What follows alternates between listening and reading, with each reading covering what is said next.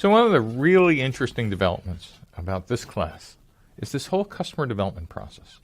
It says you start with your business model canvas hypotheses. And in fact, what you really do is you blow up the canvas and you actually post it to the wall. And you use yellow stickies, no pens or pencils allowed, because you are going to get most of them wrong. But you're going to make it visible, and you will actually begin to construct your hypotheses. And the next thing you'll do is look at them and go, hey, there aren't any facts in this room.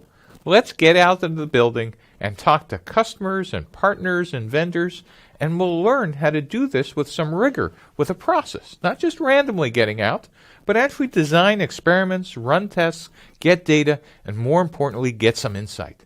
And the customer development process is kind of interesting. The customer development process is actually a 4-step process. The first step is customer discovery. This is where you construct your hypotheses and you get out of the building and start testing your assumption about whether other people have the same problem or need you think they have. And then you're going to do customer validation and actually see if your proposed solution actually matches what you think the customer problem was. And this test of between problem and solution and your features and customers is actually sometimes called product market fit. That's what you're out testing. And this is what we call the search for the business model. But now instead of randomly doing this by hiring and firing sales execs and trying to make numbers that really are just random guesses, we're actually going to have you get out as early as possible and test some of these primary assumptions. One of the interesting things on the bottom of this diagram that we'll talk about is something called the pivot. And the pivot is what will save your job. Once you find this repeatable and scalable business model, then you go into the execution phase of customer development. And that's about creating end-user demand and scale, called customer creation, and then building the organizations to actually build your company for scale by transitioning from customer development into a functional organization that's oriented for constant and rapid execution. The order is customer discovery, customer validation, customer creation, and company building.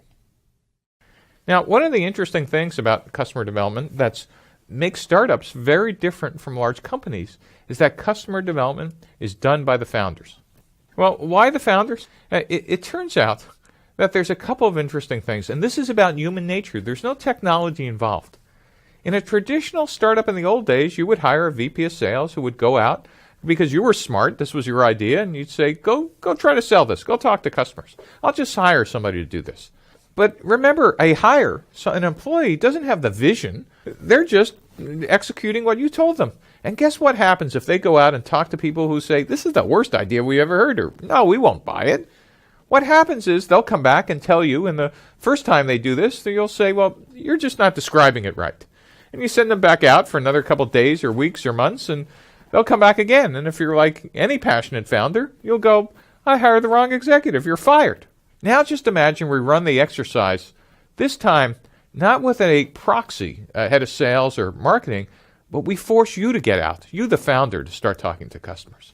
And if you got that same exact feedback, it might take you 3 customers or 5 or 30, but eventually smoke will start coming out of your ears because cognitive dissonance is now coming into effect, is that you might realize that your story or vision isn't right. But unlike a proxy, a VP of sales or marketing, you have the power to change the company's strategy. You have the power to change the entire value proposition to say, well, what if we had these features? And customers might say, nah, still not.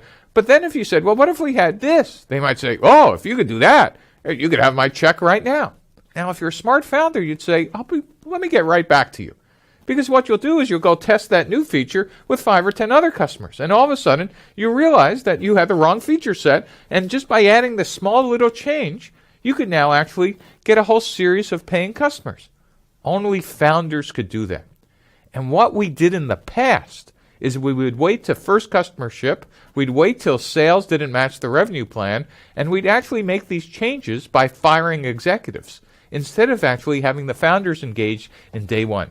So it's the founder who could change the product, make pivots, and hear customer feedback firsthand. And that's the idea of getting the founder outside the building.